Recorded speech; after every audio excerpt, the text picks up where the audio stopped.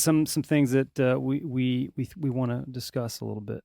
Going off of your IMDb here, Okay. documentary with the Beatles. Well, Let It Be. Let It Be. Yeah. We just done a ultra high def 4K restoration of that, and it is coming out. Yeah, that was pretty wild. Was it? Yeah. What was that like? Well, So I kind of looked at it a little bit. They were trying to get things back together or something. The band was, you can tell me better, but I haven't watched it. But I read the little synopsis, and it was like they're trying to find the groove again, so to speak. Well, I did two things in '68. I did the Rock and Roll Circus with the Rolling Stones, and Let It Be with the Beatles. And what had happened was that Michael Lindsay Hogg, actually the first movie I shot, how I got that was interesting. First movie I shot was a huge movie for which John Schlesinger got me, a huge movie for Paramount called Only When I Laugh. It was based on a novel by Len Dayton, who wrote Icarus File and those spy books. And this was a comedy, and it starred David Hemmings, who was a massive star then, And anyway, we finished the movie, and then, as they would in those days, they hired companies to do the titles. And I got a call from this company called Chambers and Partners, and they said, listen, we've been hired to do the titles, but it is using the actors in an airplane, so we feel we should get the movie's cameraman to do it. And I said, okay, fine. It was being directed by a young guy called Michael Lindsay Hogg, who they were trying to get him into commercials. We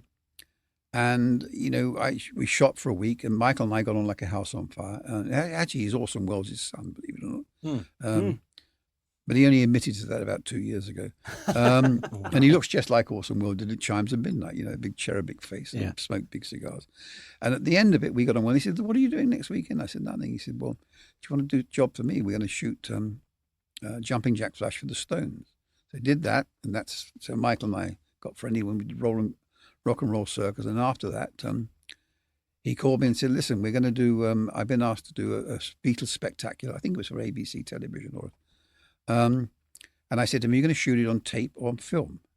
He said, I'm going to shoot it on tape. I said, I didn't want to do it because I would have had to have used television operators, and I didn't get on too well with them during the making of the Rock and Roll Circus. We used two special television cameras that had a beam splitter in, where half the light went to the tape and half the light went to, or the tube, half the light went to a 16mm camera that was built into the camera. I had no idea there was anything like that. Well, Mick Jagger sent Michael Lindsay to France, and they had these cameras. So to all intents and purposes, it was, excuse me, a pedestal TV camera. So the operator would zoom, focus, do the dolly, the whole lot they do on television, and the director could be outside in a truck cutting it like a live show. So when we did the show, the film, the 16mm was developed. It had a mark. Somehow a mark got put in, so you had an instant rough cut from the negative and print. But that's another story. But so you have your internal crew, which is inside doing your capturing of the footage with the band. Yes, and then you have the director in the truck. Like a live show. So like a live. So you're doing a line cut. Yeah, like a live television show. Wow. So he's cutting on tape. So he's got a instant cut on tape, right? And it marks the film, and the negative is marked. Oh, so you can make a rough cut. That's pretty sweet. Editing. But we got those from France, and then whilst we also, as part of another amusing part of that story is that during that weekend we went to Paris.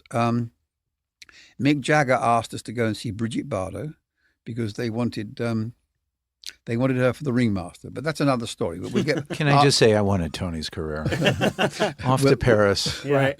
We'll get back to that. Yeah. But anyway, where were we? We were talking about the Beatles. So because I didn't get on too, in those days on a show like that, I would have been like the lighting engineer or the lighting director, but had nothing to do with the operation of the camera or the composition. I see.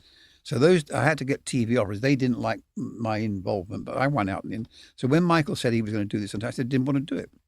So about 4 or 5 weeks later, I get a call from a guy called Dennis O'Dell, who was a line producer I knew, and I was friendly with him. And he also had just taken over running Apple Films. He said, the boys had rented an empty studio at Twickenham, and they were there because Ringo Starr had just finished The Magic Christian, and they're going to rehearse for this spectacular thing. Why don't you get a couple of 60mm cameras and come down and just shoot what you like, and if it's any good, we'll put it together, and you can have half the money and half the money. Oh my God. Anyway, so I did. I went down there. So we were there for 25 days shooting with the Beatles. 25 days. What?